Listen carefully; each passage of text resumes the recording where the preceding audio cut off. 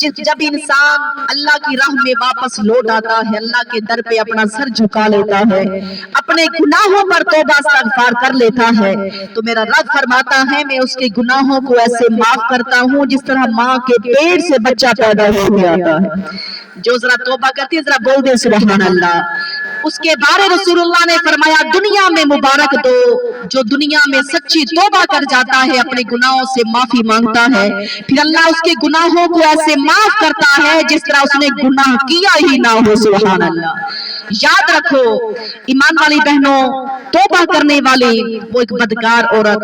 وہ کس طرح اللہ کی پیاری کس طرح بن گئی، حالانکہ وہ بدکاری کرتی تھی، استغفر اللہ۔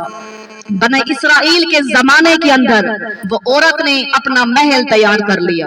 اتنے پیسے بدکاری کر کر کے کمائے کہ اپنا محل بنا لیا، اور ہر وقت تیار ہو کر محل پر اترے تخت پر بیٹھی رہتی تھی۔ کبھی کوئی شخص آتا اس کو پیسے دیتا اور استغفر اللہ اس کو استعمال کر کے چلا جاتا، یہاں تک کہ وہ بہت امیر ہو گئی۔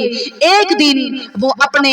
کھڑکی سے دیکھ رہی تھی، کھڑکی سے جھانک رہی تھی کہ ایک پرہیزگار نوجوان، اللہ کی عبادت کرنے والا نوجوان گزرنے لگا۔ اچانک اس کی نظر اس بدکار عورت کے چہرے پر پڑی، تو اس بدکار عورت کا جو حسن تھا وہ نوجوان کے دل میں ایسا لگا کہ اس نے بھی جاتے ہی، جو اللہ کی عبادت کرنے والا تھا، اس نے ہی جاتے ہی پیسے جمع کیے، اس عورت کے پاس آ گیا، کہتا ہے کہ پیسے لے لو اور مجھے عطا کہ آپ سے محبت ہو گئی ہے، بس میں بھی آپ کے ساتھ کچھ ٹائم گزارنا چاہتا ہوں۔ وہ جیسے ہی اس عورت کے پلنگ کے پاس بیٹھا، پلنگ کے اوپر بیٹھا تو دل میں خیال آ گیا، اللہ کا خوف ایسا آیا کہ میں نے زندگی گزاری اللہ کی نیک کاموں میں، آج میں نے ایک عورت کی خاطر اپنی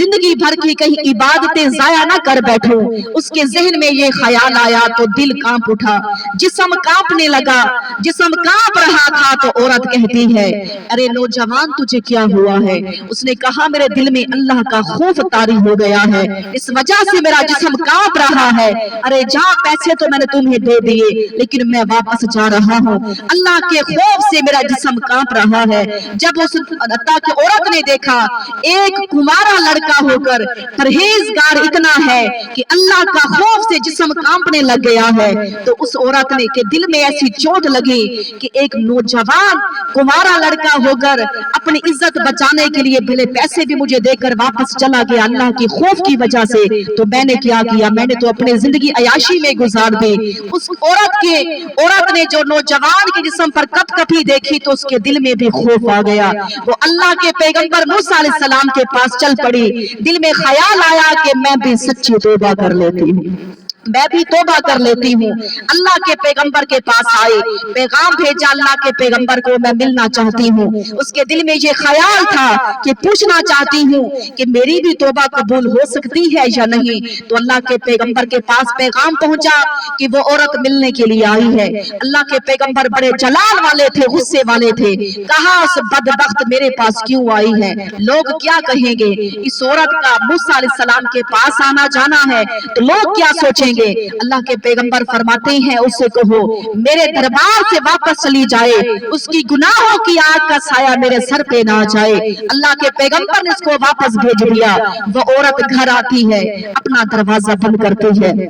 دروازہ بند کر کے مصلی بچھاتی ہے، زندگی گزاری بدکاری کرتے ہوئے، عیاشی میں گزار دی، لیکن آج اس کے دل میں جب خوف خدا آیا، مصلی بچھایا، اللہ کے ہاں بیٹھ کر سچی توبہ کرتی ہے، میرے مولا میں تو توبہ کرنے کے لیے گئی تھی، توبہ کا راستہ پوچھنے گئی تھی، اللہ مجھ سے راضی کیسے ہوگا، تو مجھے موسیٰ علیہ السلام نے واپس بھیج دیا ہے۔ وہ عورت نے سچے دل سے توبہ کی تو دروازے پر دستک ہوئی، دروازہ کھٹکھٹانے کی آواز آئی، وہ عورت کہتی ہے نہیں میں دروازہ نہیں کھولوں گی، کوئی آدمی آیا ہوگا یہ بدکاری کے لیے مجھے پھر عطا کی آمادہ کرے گا۔ اس نے کہا نہیں میں دروازہ نہیں کھولوں گی، پھر توبہ کرتی رہی، روتی رہی، یہاں تک کہ وہ دروازہ بار بار بجتا رہا۔ جب عورت مجبور ہو کر پھر پوچھتی ہے کون آئے ہو، تو باہر سے آواز آئی میں اللہ کا پیغمبر موسیٰ توبہ کی مبارک دینے آیا ہوں۔ جو تو نے اللہ کی راہ میں بیٹھ کر سچی توبہ کر لی ہے تو اللہ کے ہاں یہ میرے پاس پیغام بھیجا، اللہ نے پیغام بھیجا ہے کہ جاؤ اس عورت سے کہو میں نے تمہیں معاف فرما دیا ہے، میں نے تمہیں معاف کر دیا ہے۔ یہاں تک کہ وہ عورت نے جب یہ خبر سنی تو زیادہ ہو پڑی، کہنے لگی میں نے زندگی گزاری عیاشی میں، آج ایک بار توبہ کی ہے۔ اللہ اکبر، وہ کتنی وفا والا میرا اللہ ہے، وہ 70 ماؤں سے بڑھ کر محبت کرنے والا اللہ ہے۔ وہ کہتی ہے میں نے زندگی گزاری عیاشی میں، گناہوں میں، آج توبہ کی تو بڑے بڑے پیغمبر مجھے مبارکی دینے کے لیے آئے ہیں، اللہ نے کلیم کو میرے دروازے پر بھیج دیا ہے، وقت کے پرہیزگار میرے دروازے پر آئے ہیں۔ یہاں تک کہ وہ عورت کہتی ہے اب میں یہاں رہوں گی، مجھے لوگ نہیں رہنے دیں گے، کہیں گے یہ وہی بدکار ہے، لوگ میرے دروازے پر آتے جاتے رہیں گے۔ آج اس عورت نے پھر حتیٰ کہ چادر اوڑھی، پردہ بنا کر اس کے ذہن میں خیال آیا کہ جو نوجوان جس کی وجہ سے مجھے توبہ نصیب ہوئی ہے تو میں اس سے جا کے نکاح کر لیتی ہوں۔ اب اس نے چادر اوڑھی، اس نوجوان کے گھر پہنچی، جب اس نوجوان نے دیکھا کہ وہی عورت میرے گھر میں آئی بیٹھی ہے، اس کے ذہن میں پھر ایک خیال آیا کہ اس کی وجہ سے میں نے اپنا مصلی چھوڑا تھا اور اس کے پاس میں گناہ کرنے کے لیے گیا تھا، پھر اس کے جسم پر ایسا خوف عطا کہ جاری ہو گیا کہ وہ بے ہوش ہو گیا، وہ نوجوان پرہیزگار اسی بے ہوشی میں انتقال کر گیا۔ اللہ اکبر، اس عورت نے کہا میں تو نکاح کا پیغام لے کر آئی تھی، میں تو نکاح کرنا چاہتی تھی، اس کا جو بھائی ہے اس کو پیغام بھیج دو، اگر وہ مجھ سے نکاح کرنا چاہے، میں نے سچی توبہ کر لی ہے۔ اس نے بھی نکاح کا پیغام قبول کر لیا۔ ارے غور کرو میری بہنوں، اس کی زندگی گزری عیاشی میں، آج اس نے جب توبہ کی، اس نوجوان نے اس سے نکاح کیا تو اللہ نے اس عورت کی گود میں 7 ولیوں کی اس کو ماں بنا دیا۔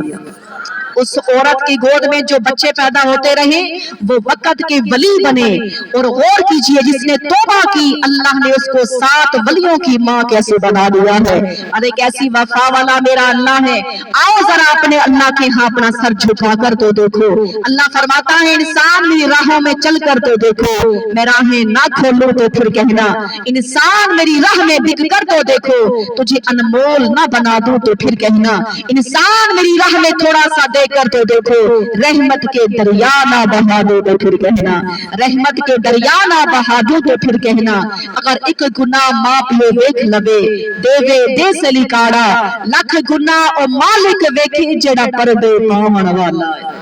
جڑا پردے پاون والا ہے۔ آؤ میرے ایمان والی بہنوں، انشاءاللہ عہد کرتے ہیں اپنے گناہوں پر شرمندہ ہوتے ہیں، توبہ کرتے ہیں اور عہد کرتے ہیں کہ رمضان کے پورے روزے رکھیں گے انشاءاللہ، انشاءاللہ پورے روزے رکھیں گے نا۔ اور آج ہم کوئی مہمان آ رہا ہوتا ہے تو بڑی تیاریاں کر رہے ہوتے ہیں، لیکن یہ عام نہیں، رب کا مہمان آ رہا ہے، یہ رب کا مہمان آ رہا ہے۔ وغیرہ کرنی ہے تو پہلے کر لیں، اگر کوئی صفائیاں گھر کی کرنی ہے تو پہلے کریں، پھر کیونکہ رب کا وہ مہمان جو اللہ کے پاس جا کر اگر اس کا ادب نہ کیا، احترام نہ کیا تو اللہ کے پاس جا کر ہماری شکایت بھی لگائے گا۔